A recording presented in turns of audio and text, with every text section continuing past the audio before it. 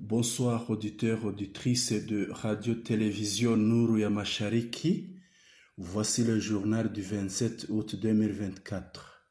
À la une, affrontement à Mutanda en la chefferie de Bwito, territoire de Rutshuru. Karongi de Nyamitaba. Kavumu, Sud Kivu. Le problème de salaire, source d'affrontement interne au sein des FARDC. Et enfin, nous verrons les informations d'ailleurs au Congo. Les détails. Affrontement à Mutanda à la chefferie de Bwito, territoire de Rutshuru. Des combattants FDLR et Mai Mai encerclés se sont affrontés avec l'ARC M23 et c'est après des fêtes que ces combattants ont fui et ont disparu dans une grotte. Bgeramana. De nouveaux affrontements ont éclaté entre les FARDC et alliés et l'ARCM 23 à minuit de la nuit du lundi à mardi 27 août 2024.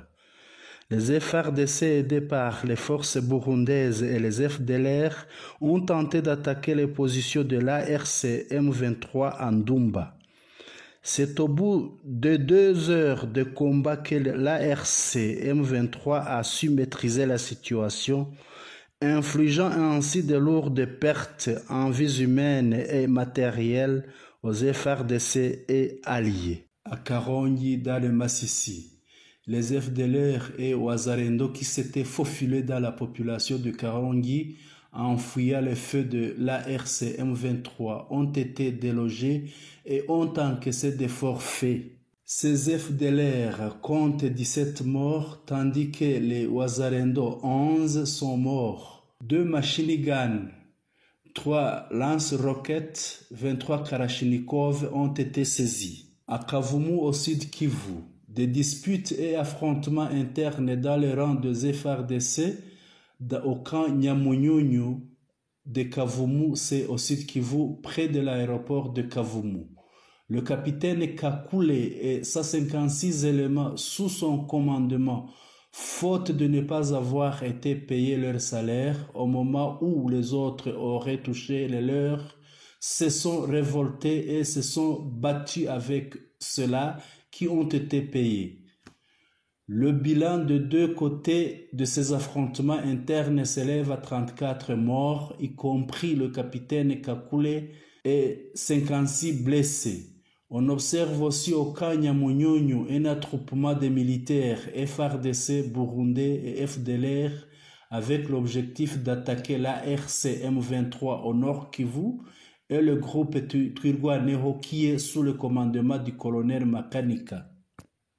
C'est non seulement à Nyamunyunyu que le problème de salaire pose des mécontentements et des conflits dans les rangs des FARDC qui sont classés au 8e rang des armées fortes en Afrique. Par exemple, les pensionnaires haut gradés de FARDC touchent 12 675 francs congolais, équivalent de 4,5 $ américains, tandis que les moins gradés c'est 3,5 $. Ailleurs au Congo, les hommes de feu Christian Malanga sont exigés de payer 250 millions de dollars américains pour dédommager le gouvernement congolais auquel ils sont dits avoir jeté l'opprobre. Naissance de mouvements politico-militaires au Congo. Il est né un nouveau mouvement politico-militaire au Congo qui combat le régime de Kinshasa. Il s'agit du Front de libération nationale du Congo rénové, FLNCR en sigle, lequel mouvement est dirigé par M. Greg Yambo. Dans sa déclaration, ce front est résolu de s'allier à l'AFCM 23 pour chasser le président Tshisekedi du pouvoir et restaurer la paix au Congo. Voici l'extrait de sa déclaration.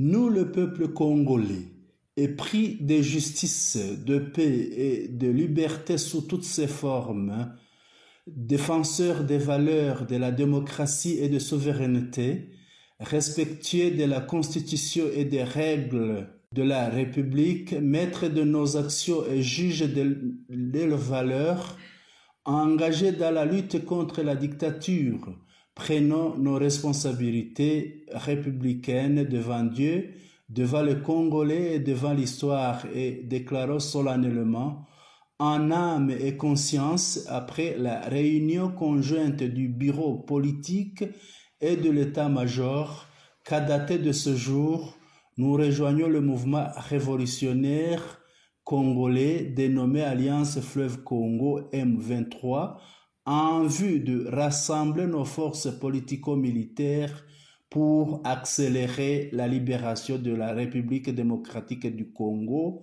rétablir la paix, la justice ainsi que la sécurité et relancer l'économie en vue d'assurer le bien-être de nos concitoyens. Vive la République démocratique du Congo, vive l'unité dans la diversité et la souveraineté, vive le peuple congolais. Pour le FLNC, R. Greg Yambo, président du mouvement. Un nouveau ralliement à l'AFC M23.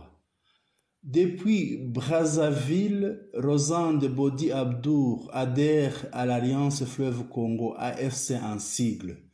Ces Congolais déclarent rejoindre la révolution pour mettre fin à une nouvelle dictature en République démocratique du Congo. C'est au lundi 19 août 2024 que le consultant en diplomatie pour le compte de plusieurs organisations internationales, Rosande Bodi Abdour, a annoncé son adhésion à l'Alliance Fleuve Congo, AFC en sigle, le mouvement dirigé par Corneille Nangaa et Sultan Makenga. Il dit rejoindre l'AFC parce que c'est la seule occasion qui est offerte aux Congolais pour mettre fin à une nouvelle dictature qui vient de voir le jour en République démocratique du Congo. Il souligne son engagement à utiliser son carnet d'adresses pour contrer la diplomatie tshisekédiste.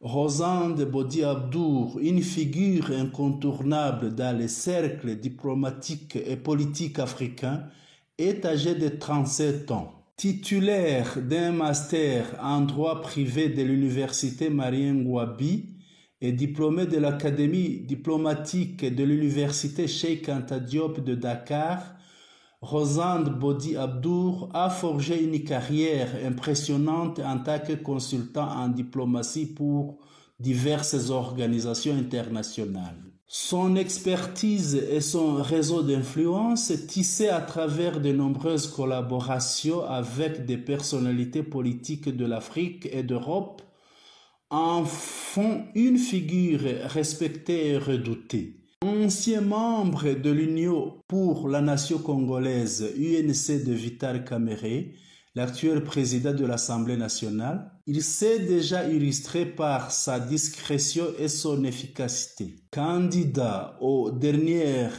sénatoriales d'avril 2024 au Congo central, où l'Union sacrée lui a barré la route, Rosande Bodi Abdour veut jouer un rôle percutant dans la révolution de l'Alliance Fleuve Congo, AFC en sigle, où il se positionne comme un acteur clé dans la lutte contre ce qu'il perçoit comme une menace pour la démocratie en République démocratique du Congo. Auditeurs, auditrices, nous vous remercions de nous avoir prêté attention. Nous arrivons à la fin de notre journal. Merci de nous avoir suivis. Bonne nuit.